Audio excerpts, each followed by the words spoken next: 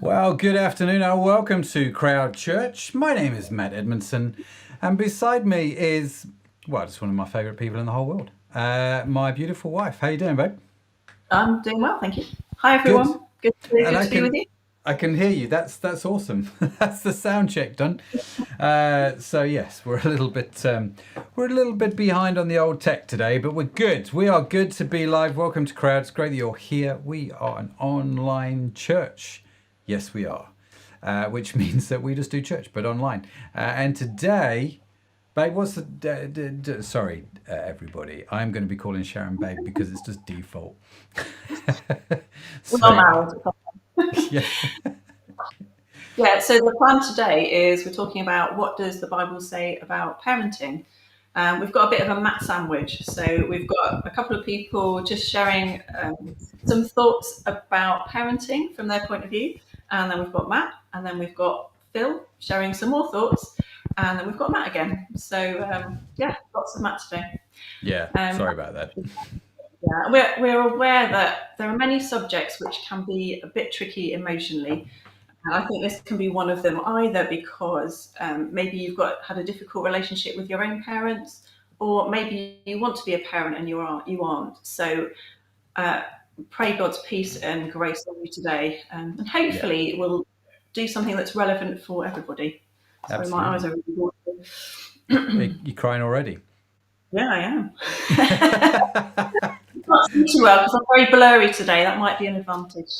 Yeah, I don't know why that is either. I really don't know why that is. That's doing my head in slightly. But anyway, welcome to the live stream. If you've just joined us as we are doing our introductions, and if this is your first time here, welcome to you. It's great that you're here. Do say hi in the comments. Come join in the conversations. Whether you're on Facebook, like our beloved Matt Crew is in Facebook, and also on YouTube. So we've got people coming to on YouTube as well. So come say hi. It'd be great to hear from you. Matt just come in from the gym? He looks sweaty. It's had a tough day today. Lots of things have gone wrong to do with the broadcast today. So yeah, Yes. gentle Uh, with him. yeah, there's a few things we've had to deal with today, but fortunately we've got there, and it's always good to tell you these little things every now and again, right? I have these little postcards on my desk, which were sent to me by my good friend Simon O'Shaughnessy, and they're quite good fun, and so thank you for you. There we go. I don't know why I'm showing you those. I'm just showing you those. They're on my desk. So yes, as Sharon said, we are talking about parenting, but the conversation will be open for all. And if you have any questions, thoughts, ideas, stories you would like to share, do put them in the comments as we go along. That will be wonderful to hear from you. Phil says tennis has finished just in time, which is great. Was it the final today? Have I missed the final? I'm not quite sure. I did watch the Grand Prix a little bit while I was getting ready for Crowd. That I did have on in the background, but we'll stop there because I know you don't want that conversation, babe. No, watching sport's just not my thing. So No. yeah, I haven't got much to say about that. Yeah, not joining in that conversation. But if you would like to join in the conversation about all things church related, do put them in the comments below. We would love to hear from you. We definitely would. So, as Sharon said, we are talking about what does the Bible say about parenting. Yes, I've just forgotten the topic from it then. So it's about parenting. That's what we're doing today. And the way this is going to work is we are going to have a talk now. Then we're going to have a time of worship. We're going to sing a song called I Will Exalt. Just means I will lift you up, God. And then Sharon and I will be back for Conversation Street to go through your questions and your comments. As I'm catching, there's another week of Wimbledon to go, apparently. A great British pair has made it to the second week. That's awesome. Come on, England. We like that. So that's the update on all things Wimbledon. It's just all part of the service here at Crowd. I like to be interested. I really do. Usually I watch 5 minutes of something going. I really, this is good to be into, and then after 5 minutes, I'm like, oh, I've had enough. Yeah. Well, it's in the comments. We're just engaging with the comments. Sarah's in the comments. Hey, Sarah, how you doing? Great to see you. Thanks for joining us. Nicola's in the comments. All right, la, as we like to say to Nicola. Hi, Phil. Yeah, everyone's great. You're welcome here. And so, without further ado, we shall jump into this week's talk. So, what does the Bible say about parenting? As I say, it's not a straightforward topic. It's not even an easy topic, but it is something that we should talk about. So, do get involved in the questions, in the comments with your questions and thoughts. And Sharon and I will be back after this. Here we go.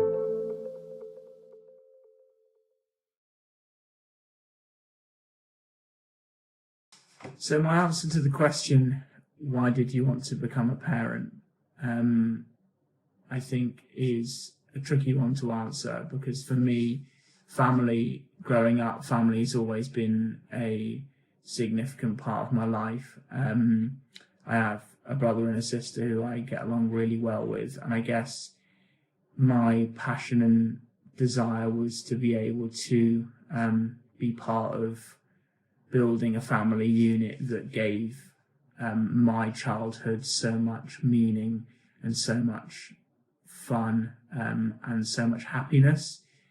So I think that was a huge driver, is my love for my family. And so I guess there was always a desire in me to see the same sort of thing come to fruition in my life with my children, and and in investing and loving them. So I think there's lots of things involved with why I wanted to become a parent, but that's probably a significant one. What about you? For me, I really relate to a lot of what Josh was saying. And to be honest, I don't think I ever considered not being a parent. I think it was always part of my plan for my life, something I always wanted to be. Again, I came from a family with siblings and always just assumed that I'd have several children of my own. And I think probably the harder question would be, did you ever consider not having children in a way? Because for me, the answer was always the opposite. And just never really considered anything different. It was always sort of what I hoped and dreamed for. I would really just hope that my children know how loved and valued and cared for they are. And I think sometimes as a parent, you're always doubting yourself. You're always thinking that someone else could be doing a better job, or always feeling like you made mistakes. And I think my hope would always just be that despite all of the things that I felt like I could do better, that actually they could just see my intention and my heart for them and my love for them just over everything, and that actually everything else just wouldn't matter. I think for me, we currently have 2 boys. And for me, I think it's just raising them to be men of integrity, men that commit to things, and, that their yes is yes and their no is no, that they stick to their word, and that I guess they're just the most upstanding members of society that we can encourage and develop. So yeah, that would be one of my hopes. Anything else from you? Yeah, so I would really love just to raise boys that have compassion, have love. I think we live in a society where you have, obviously we have boys, so from a male perspective, there's a lot of discussion about how to be a man, and actually just have thought a lot recently about what I think it means to develop and grow boys into men, and actually the things that I would value in a guy. And And I want my sons to grow up to have those values. So to know how to love, how to cherish, how to be honest, how to be just, all of those things I think are just really important to me. And we would want to guide them in that and for them, just really to be like that. And I just also have a massive desire that my kids would love relationship with us, that they would always want to have relationship with us. And obviously from our point of view, when the time comes, we need to learn to let them go when they grow up and they become adults and potentially have families of their own. But that I would really desire for us always to have healthy relationship with them and to model healthy relationship with them. And I think also one of the big things for us is that, and that we're always thinking about, is how we bring our kids to know Jesus, how actually we introduce them to Jesus, and we would just love it if they grow up with just faith. knowing him. Yeah. With faith. I think as well, just to finish, I just think that they would, they grow us and have helped us to grow in our faith, and just in life, in our character, in our personalities, to sort of be better people. And We've learned a lot about ourselves, haven't we, since Yeah. we became parents? And I think my hopes would also, just that we would help them to be the best that they can be, because they've helped us to be the best that we can be. Just that we instill in them just a desire for them to be the best that they can be, in a real way, and make the most out of their time that they've got, on earth, which sounds a bit, twee, but it's true really, that they're, the best men that they can be, grow up to be the best that they can be. So yeah. Thanks, Josh and Charlie. Weren't they just great? Now, parenting is a fascinating topic, so it's great to be asking this question. What does the Bible say about parenting? Because as a parent myself, I'm especially interested in the answer because, well, let's be real, there is no training for parenting. I did have to spend many months preparing to learn how to drive a car. I had to spend several days doing my first aid at work certification, but required absolutely zero formal training for parenting. For me and for Sharon, parenting has been a real treat and privilege, and we have 3 fantastic kids, and miraculously, we all seem to get along. But I also appreciate that this is not everyone's story of parenting. The whole topic of parenting and family can be really hard for so many people in our society. And I do believe that the ideal is to raise kids in a healthy and loving family unit, but that's not always possible. You see, my parents divorced when I was 9 years old, which wasn't really a common thing in the 80s. And it's not just me that's been affected by this. In the Bible, well, there aren't actually that many examples of perfect families. Take the very first family in the Bible, for example, Adam and Eve. Sin entered the world because of their decisions. And the decisions they made before they even had kids. And when they did have kids, well, one brother murdered the other. It's the story of Cain and Abel, which, let's just be fair, is not a great start, right? But you fast forward to the time of Jesus, it's not got any better. At one point in the story, Mary, who is Jesus' mum, turns up in an event where Jesus is speaking and in effect is there to have him committed because she thought he had severely lost the plot. It's not a great example of supportive parenting, and the Bible is full of dysfunctional families. And as the church, we know that family is complicated and it can be very, very messy indeed. So let's look at some of the ideas the Bible teaches us. And the first, and perhaps most important one, is this, that family is at the heart of God. Now, the Bible often uses language that describes our relationship with God as like a family. The Bible calls us children of God and often refers to God as a father, a parent. And this is important because we can look at how God deals with things and get guidance from that and inspiration from that in how we should parent ourselves. For example, God knew that we would get things wrong. Very, very wrong. That sin would be a problem and that we would mess up and damage his reputation and undermine everything that he was trying to do. But he didn't punish us for that. He extended grace to us without ever watering down his own standards. You see, God is for us and not against us. And when we get tired and grow weary, he lends us his strength.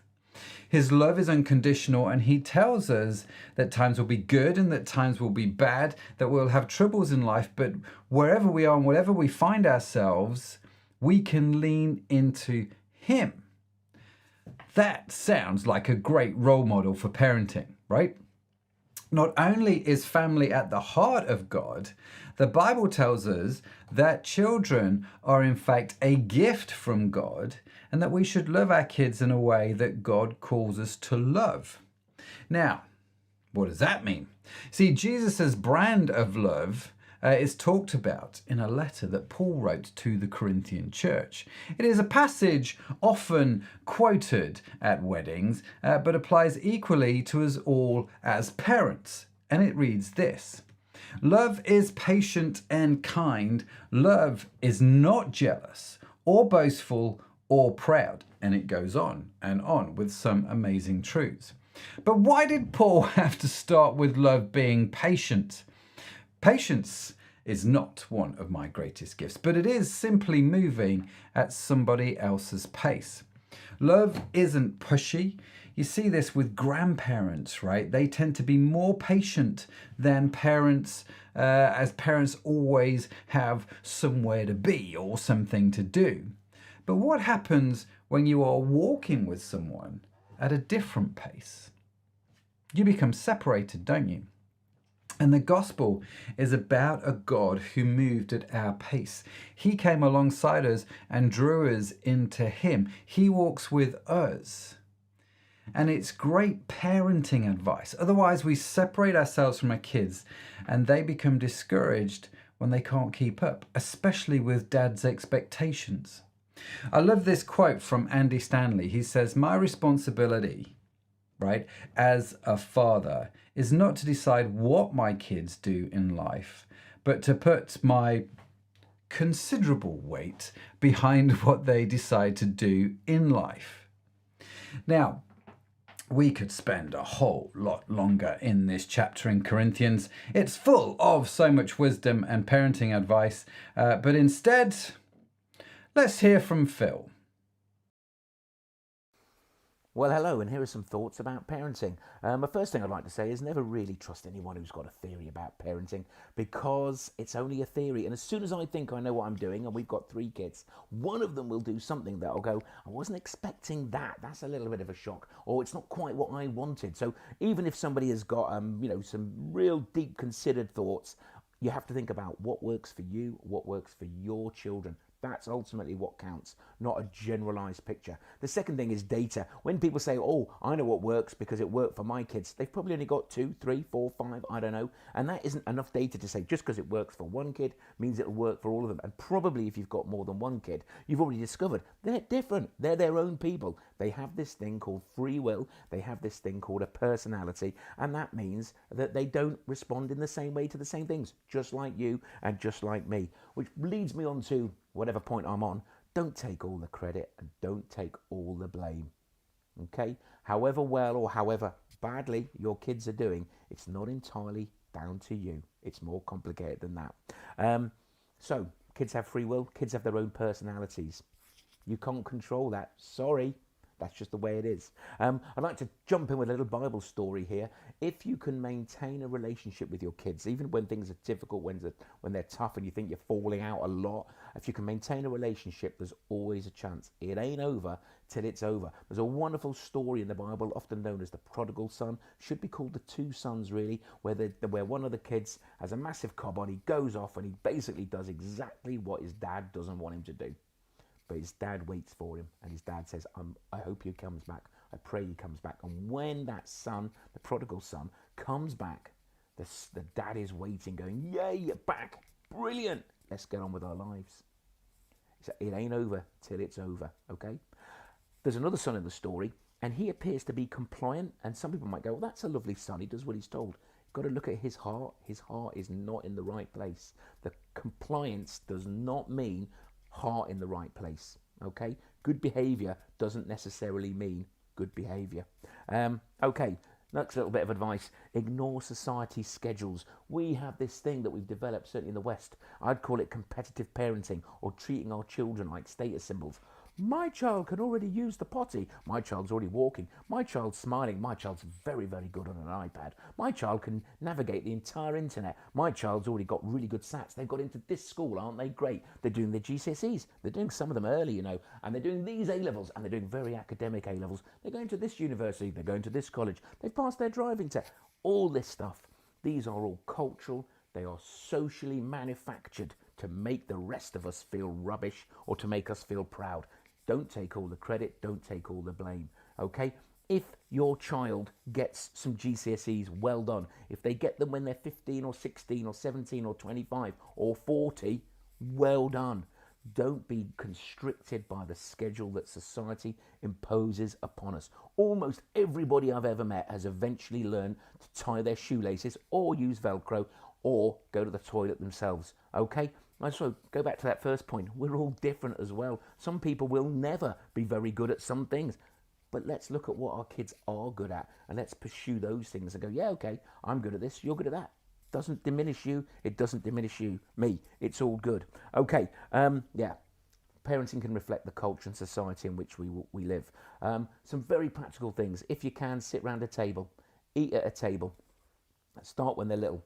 Start when they're as young as possible and make sure you're at the table too. And if you want to have rules at the table about phones, iPads, YouTube, whatever, you make sure that you live by them as well as your kids, because they will see integrity. They will see if you keep your own rules, I think. Another little tip, surround your kids, especially when they're teenagers, with good people. Because one day you might fall out with your teenagers and that might not be so nice and they'll go off in a bit of a strop. You want them to go to somebody who's fairly sensible, who may or may not say the same sort of things as you. So these could be aunts, uncles, they could be surrogate aunts, surrogate aunts and uncles, surrogate family. Mishpocha, my favourite Yiddish word, your family and your friends and all those that live in a similar lifestyle to you. Parenting is a fun job. Some of the time it's fun. I enjoy it. We say we got 3 kids, 2 birth kids, got by natural means. We adopted one of our foster kids. I'm a youth worker. We've had other foster kids, and I am a teacher, and I have been for 25 years of teenagers, and I still don't know what I'm doing, and that's okay. Enjoy your parenting, everybody. Thanks, Phil. Always a legend. I do find Phil an inspiring guy, especially when it comes to family, you know, and parenting and how they foster and have adopted, and how now Phil spends a lot of his time championing that. And it's worth mentioning, of course, that we did talk about fostering and adopting last week. And this is a key part of parenting and family in the Bible. So do check out last week's live stream if you've not seen it. So let's close by looking at 2 other key aspects of parenting that the Bible talks about, right? The first is what I would call creating a culture of honor. And the second is that ever amazing topic of discipline. Oh yes. So creating a culture of honor. Let's look at that one, right? It's a bit of a strange face, so let's dig into it. The Bible in quite a few places tells children to honor their parents. But this idea is not something that kids are naturally born with, is it? It's one of those things that as parents we have to train our kids in. Paul, when he was writing to the church in Rome, said this: "Be devoted to one another. Honor one another above yourselves." You see, you have to create a culture in your home of honoring. This means, first and foremost, I have to model that with how I treat Sharon, the kids, and other people. But why is this important? Well, in a culture of honor, there's actually very few rules. And I really, really like that. There are thousands of rules in a culture of dishonor. If you think about, for example, our current society, Why do we need laws? To prevent us littering? It's messed up. I mean, in more ways than one, it's messed up. And it's because we don't honour each other. I'm just going to throw it on the floor and don't care. That's not honouring. See, Paul says here, be devoted to one another in love. The best thing I can do as a parent is to show my kids how much I love their mum.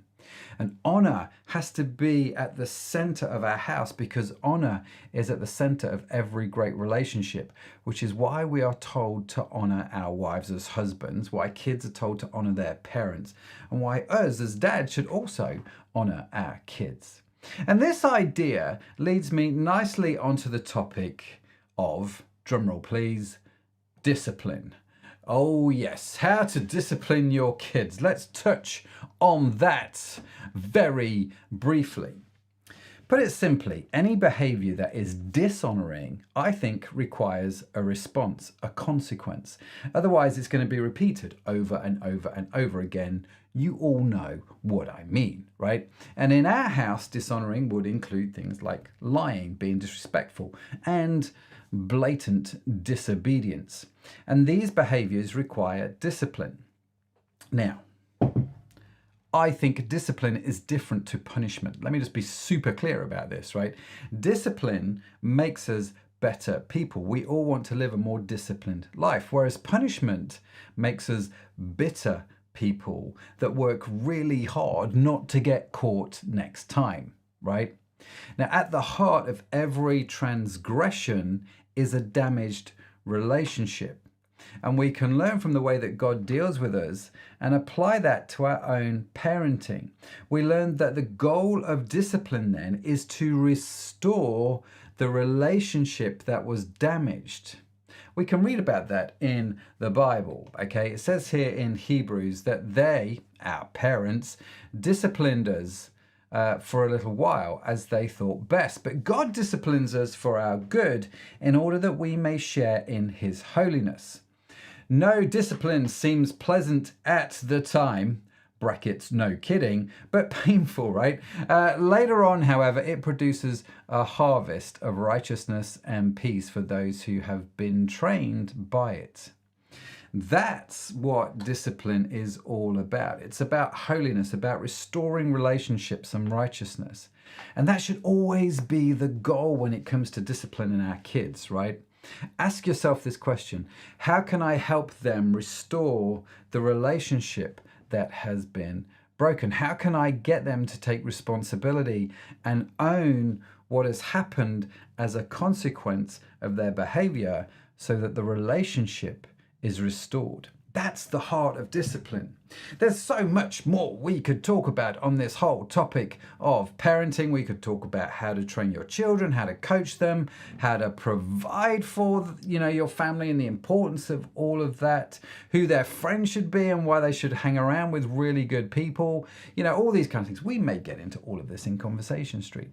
Probably a good chance we will. But there is so much to say on this topic, but we are out of time. Suffice it to say, regardless of where you are at with your kids, there is always great hope in the Bible about the relationship we have with them.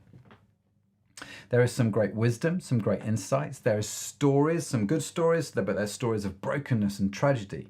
And in the midst of it all, there is a story of a God who took us all as his own children, got alongside us, and walked with us in this journey called life.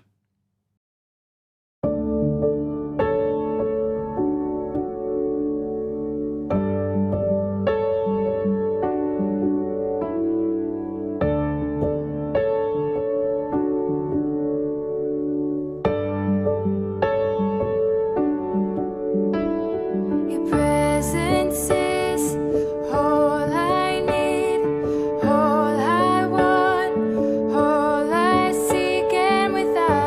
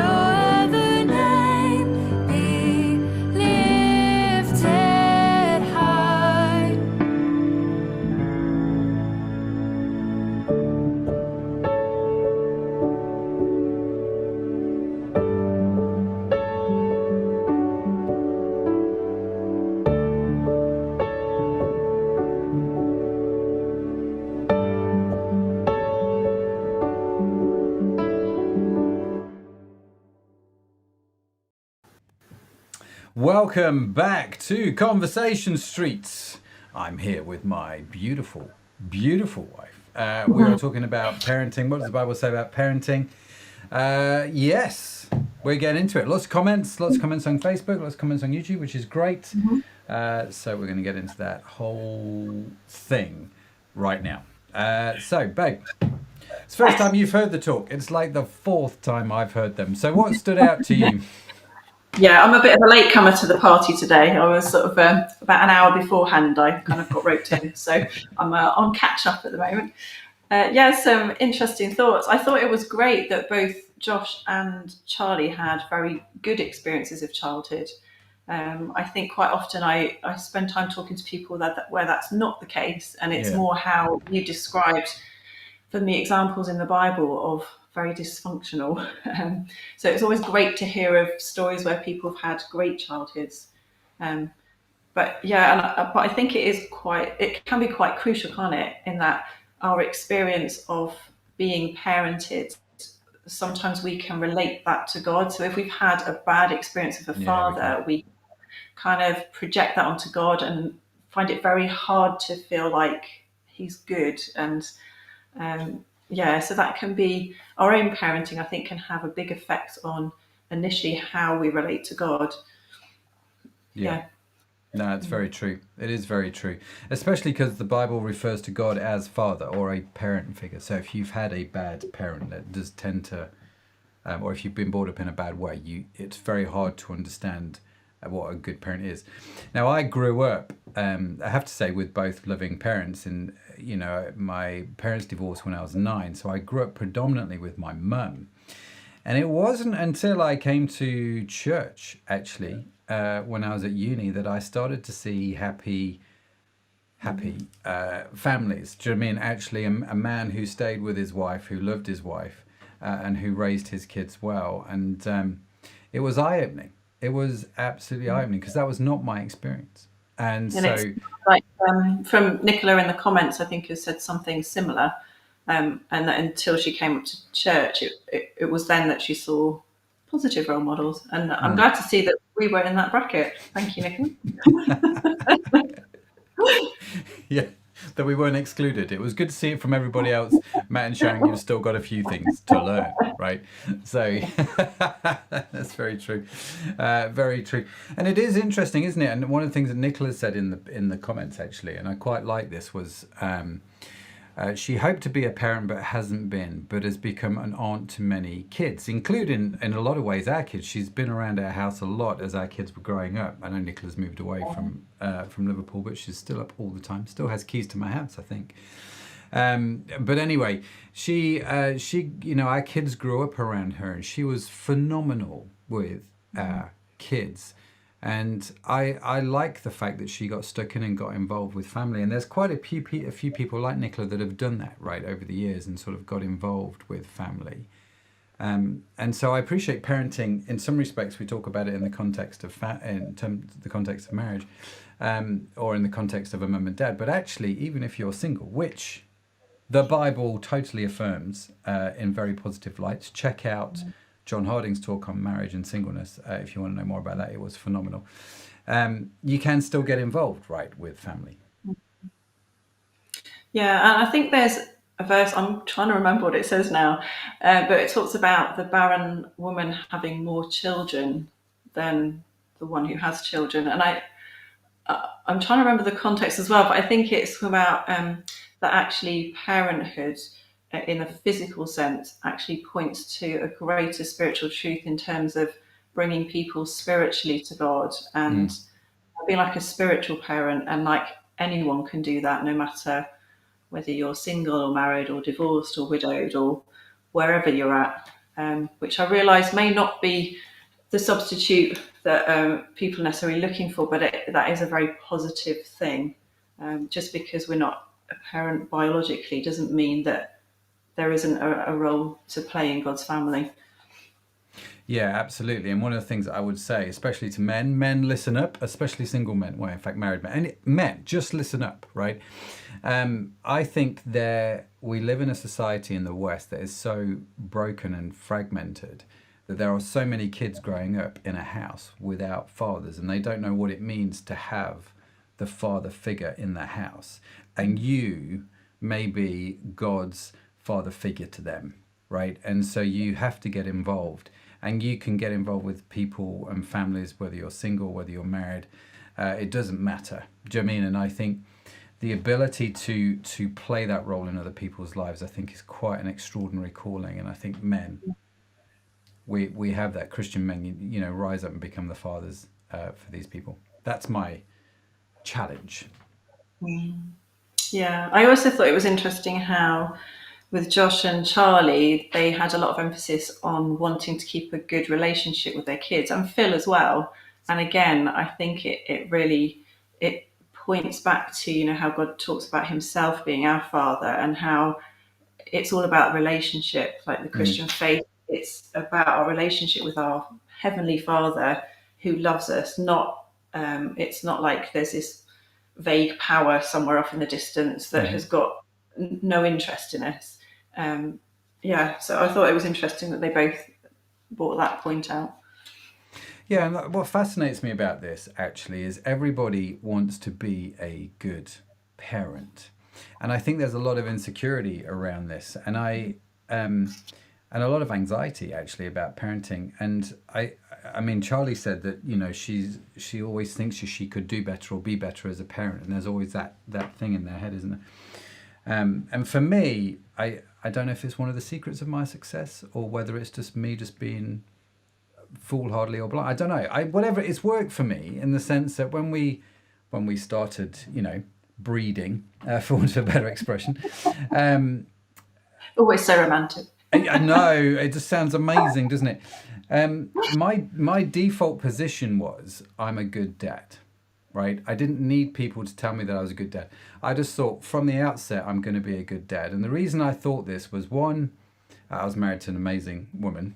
Big deal right there.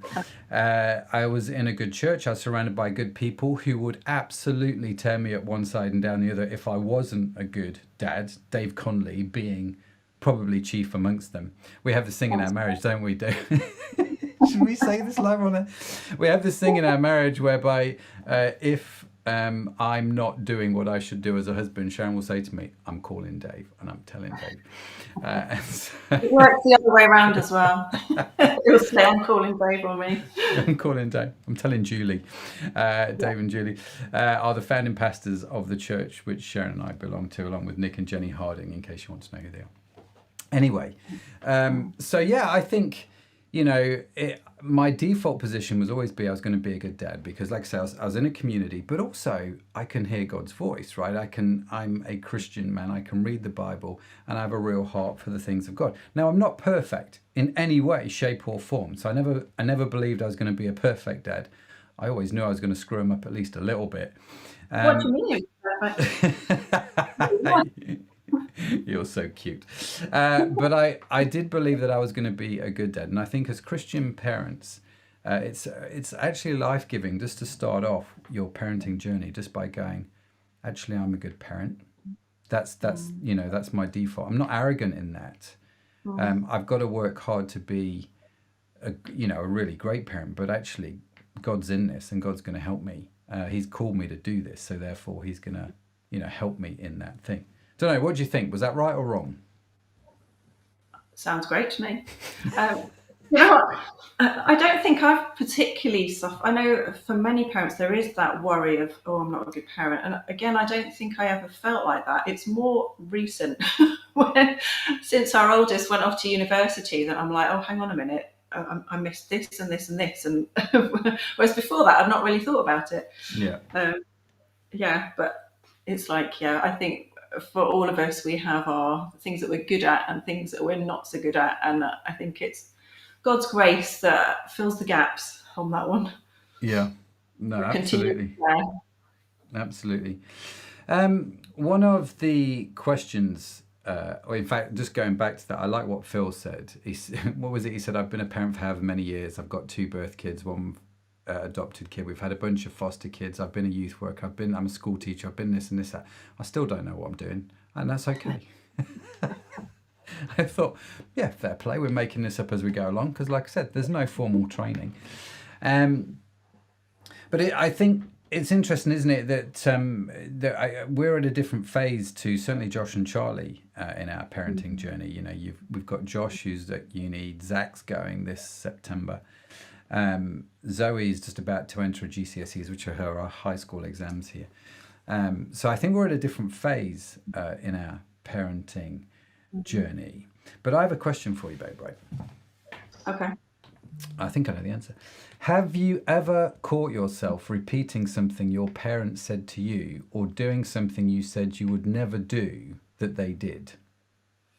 Oh, I'm intrigued now as to what you think the answer is. I can't actually think of anything off the cuff, but I have a feeling that you can think of things that I do that I said I'd never do. Go on then. No, I honestly can't think of anything off the top of my head. The reason I'm going to say yes, you do, is because we all do. We all have those moments where we go, I remember as a kid saying to myself, I would never do this as a parent. And the one thing that I said that I'd never say, which I have said occasionally, although it's mostly in jest with our kids, if you live under my roof, you will obey my rules, right? I think they all laugh at you at that point, don't they? Yeah, our kids do. Yeah, they're like, whatever, Dad, whatever. So let's talk about friendships, because this was one of the things that we decided earlier on in our parenting journey that was going to be a big deal, right? So we knew that Mum and Dad had some element of influence on our kids, but we also knew as they were getting older, one of the big influences on our kids was going to be friendships and who their friends were. So why don't you talk about that? Yeah, actually, that was one of the things. I think it might have been just as we were starting to have a family, I went and talked to parents who were further on than us, who'd got teenagers or older kids, and said to them, okay, what things do you feel like you did well and what things were not so good?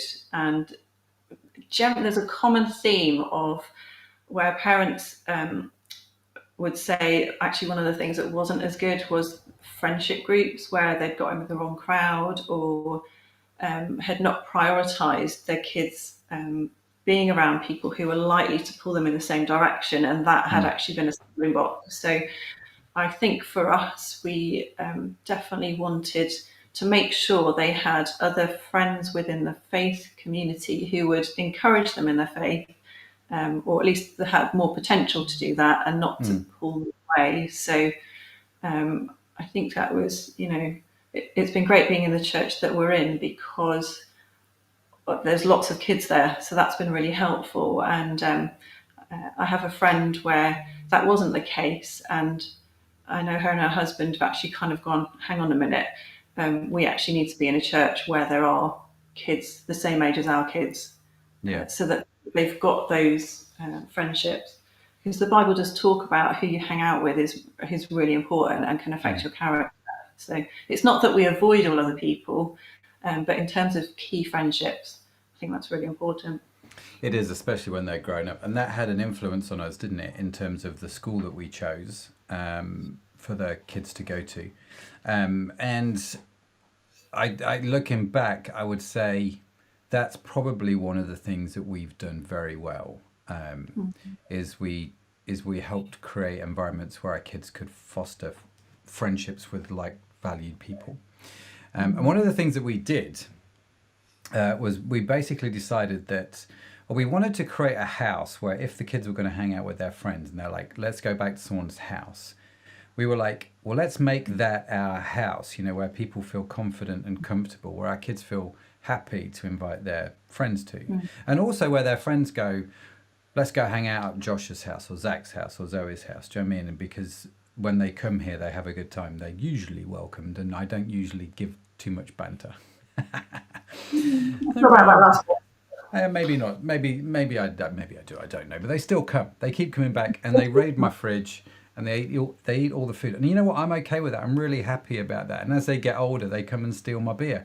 But that's okay, right? Because we want them to come and hang around the house and to create the community around here. I think that's again something that we've probably done quite well. I don't know what you think actually. I've not asked you about it. Yeah, their friends come, so that's a good thing, isn't it? I've got a question for you.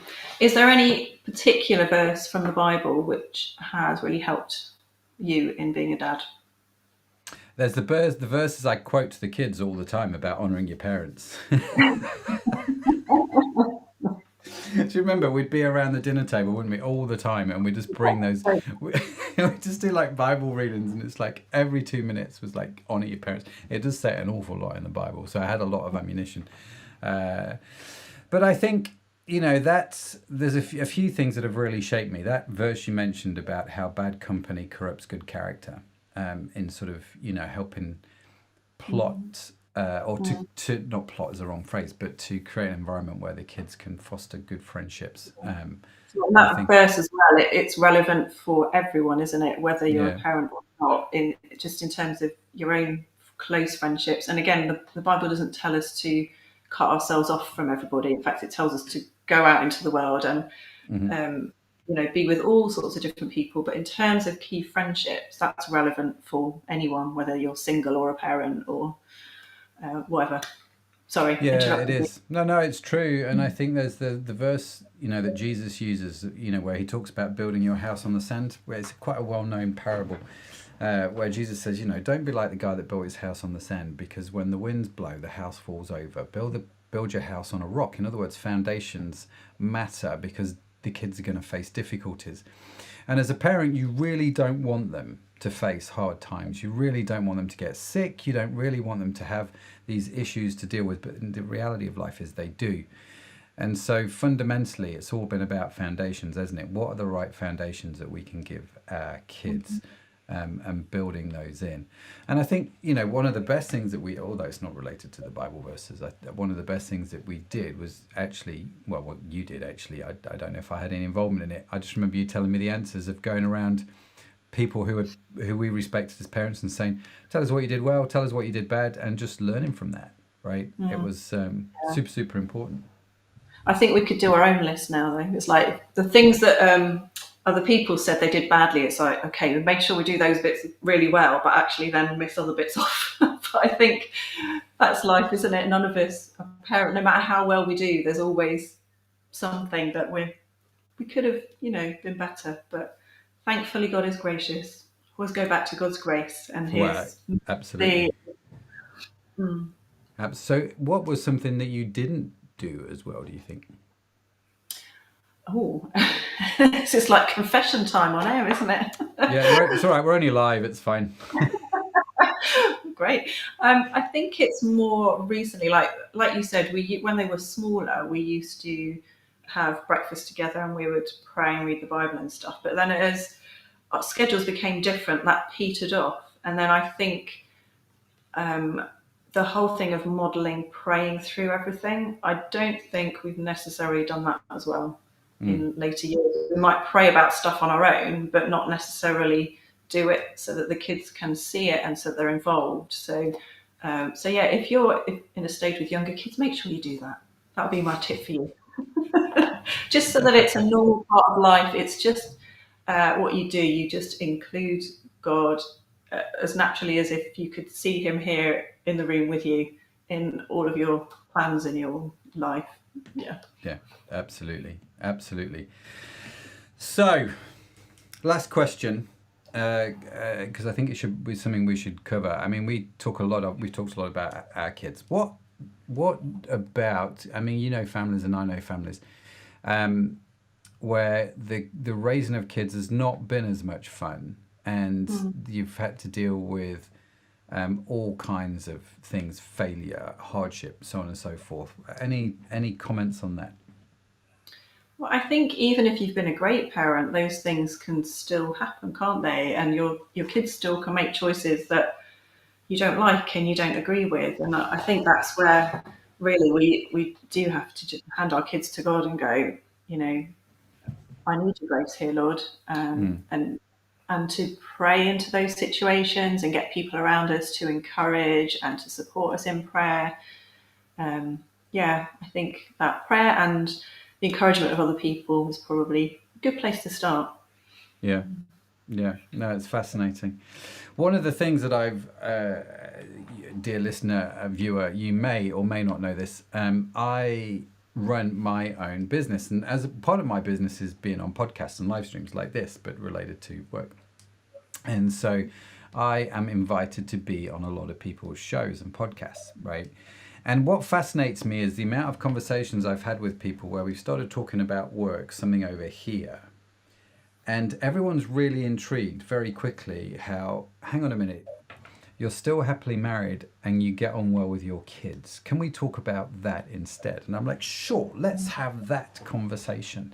Because it's one of those things that we all know and to be true. I was talking with Dan Pryor about this the other day. We were having a little walk, catch up, and it was always good to see Dan Pryor. He's a legend. And we were just chatting away, and I said to Dan, I said, listen, because he was asking me, how's life going? I'm like, man, life is there's always stuff which you want to be better, but on the whole, I am super grateful for the life that I have. And I said to Dan, I'm saying this from a position of being happily married and having wonderful kids. There's sort of two foundations, and I'm going to be spiritual and throw faith in there as well. Obviously, I have a strong faith.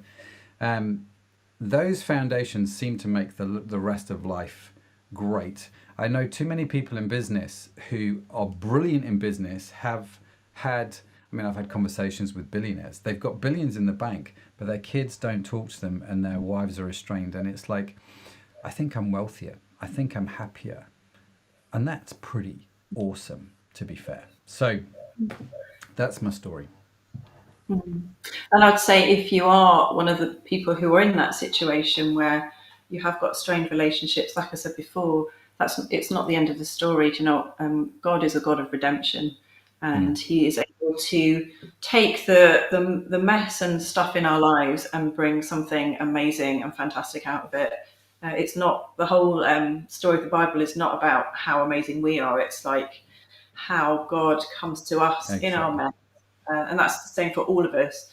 And how God can transform those situations. So if you're in that situation, don't feel like all is lost and you've blown it. Bring it to God. Yeah, absolutely do that, because I don't sit here because I'm such a clever bloke. Let me just point that out, right? I sit here because of the grace of God, and He's been very, very gracious with us. I'm aware of time. I feel like we're just scratching the surface as usual, and we could keep on going. So we'll end Conversation Street right there. Let me give you a few notices, ladies and gentlemen. In case you don't know, we have recently launched our live stream podcast. Yes, you can now get the live stream direct to your mobile device or wherever you listen to your podcasts, through Apple, through Spotify, through Google Play, I think. Basically, where you get your podcast from, just go and search Crowd Church and we should pop up. Yes, we should. So the amazing thing is we launched the live stream on the podcast last week, which is a bit odd for a digital church. I get that. We're a little bit behind on the times with this. But we've had a shed load of people already subscribe and download, which is brilliant. So if you are listening to this on the podcast, it's great that you're with us. Great that you could join us. And if you are able, come join us on the live stream. It will be great to see you here. Now, next week, next Sunday. Do you want to tell everyone what's happening next week, babe? I'm asking this question knowing full well you haven't got a clue. No, I haven't got the faintest idea. There'll be a talk. There'll be a time of worship. There'll be Conversation Street. How am I doing? Brilliant, absolutely. And the talk is from Abby Sharples. Cool. If the schedule that John Farrington has done is correct, next week is Abby Sharples on being a Christian. I'm actually hosting, it says here on my notes, with Ian Dowsett. I just need to double check with Ian that he's still available. But Ian is a very, very good friend of mine. I was going to say, I have to explain who all these people are because no one's going to know. Well, why don't you explain who they are? So Ian Dowsett is a friend that Matt has known for many years from uni, and he is now the vicar of a church in London. Mm-hmm. Abby Sharples was part of the youth at church here and used to be in the youth group that we ran. fabulous woman, early 20s now, I'm guessing. Great speaker. I really love listening to Abby. And who else did you mention? Was that it? That's it. Yeah, I mentioned me, but we don't need to talk about me. Fabulous. Yeah, Abby's next week. Abby has actually done some talks at Crowd before when it was the original church plant, Frontline City. She has done some talks which were great actually, and it was Abby's talk on why she decided to be a Christian. I can't remember the exact title. Why I decided to give up everything and follow Jesus, or something like that. It's a great talk she did, and we knew we'd hit something when 500 people listened to that talk in the first week. So. Which was fab, and I was stoked for Abby, and it all started us down this journey of being a digital church. So it's great that Abby is speaking. She is back for the summer holidays from her university time, so she's agreed to come talk to us, which is great. Absolutely lovely. Oh, John, I see John Farrington says, yes, what does the Bible say about being a Christian next week with Abby Sharples? And he is adding some links to the podcast as we speak. Those links are also available on the website, which I can put up on the screen here, www.crowd.church. Yes, in fact, can I do this? www.crowd.church. Oh, I love it. Absolutely love it. I just need to explain that I have an effects panel on my sound desk now. So that's why I do these stupid things, because I can. You like the technical toys, don't you? Yes, what's church without a lot of laughter? That's what I want to know. You have to have lots and lots of laughter. Listen, there are so many questions which we didn't get to today, and I apologize for that. I appreciate this is a bigger topic. We may well end up doing a series on parenting, but not in the next few months, but we might do like a parenting course or a marriage course as well at some point soon. Keep subscribed, and we'll let you know more about that as we're coming along. We are starting a brand new series soon in September, actually, called Origin, all about, well, I'm not going to actually, no, we got this little teaser. It's called Origin. You'll find out what it's about. We're going to tell you about it in the next few weeks. So make sure you like and subscribe to Crowd Church. If you go to our website, you can sign up for our emails newsletter. We will send that out to you without any problems. You can also reach out and connect to us via the website, which has also got our WhatsApp number on, or via our social media. If there's anything that you would like us to pray for or pray about, do get in touch. Always good to get your prayer requests. We do pray for you on a Wednesday night. Normally me, Sharon and Matt Crew will do that prayer. If anybody else wants to join us on a Wednesday night, feel the freedom as we do pray for those prayer requests that come in. So I think that is everything, babe. Have I missed anything? Not that I can think of. No? No. And as soon as I finish the live stream, I'll go, oh, I should have said this. I know exactly what's going to happen. So that's it from myself and Sharon. We're going to end the live stream with another song. Please feel free to stick around, sing along if you are able. Join with us in the comments. Come and say hi, bye, and all that sort of good stuff. Be great to hear from you. Any final words from you, me darling? No, just lovely to have you along with us. I hope you have a good week. Yeah, absolutely.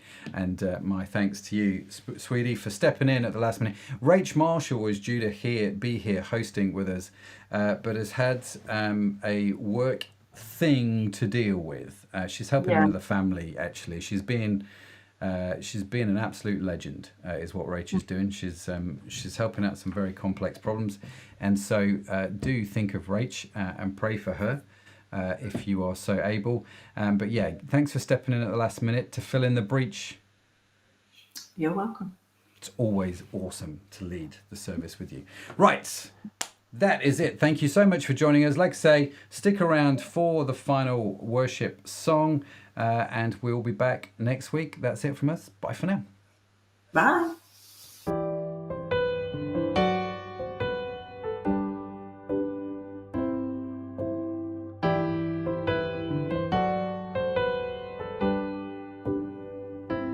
When you speak, it is a lamp unto my feet, and in perfect peace your spirit counsels me. You go before me to prepare what I can't see. You search me and know me. You lead me in mercy. Oh God, be our guide, be our life's firm foundation.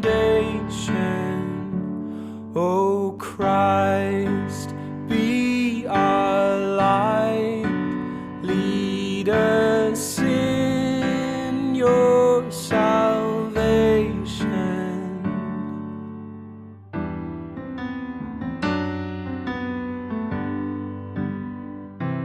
When you speak, it is a lamp unto my feet,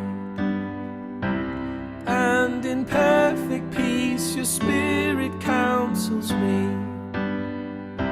You go before me to prepare what I can't see. You search me and know me. You lead me in mercy.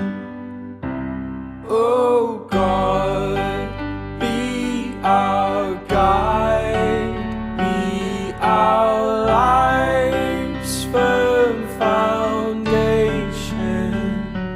Oh Christ, be our light, lead us in your salvation. May your kingdom reign in every one of us. Jesus, we surrender to your name. Teach us how to love like you have loved us, Lord. May we never be the same, never be the same. Oh God, be our guide, be our light,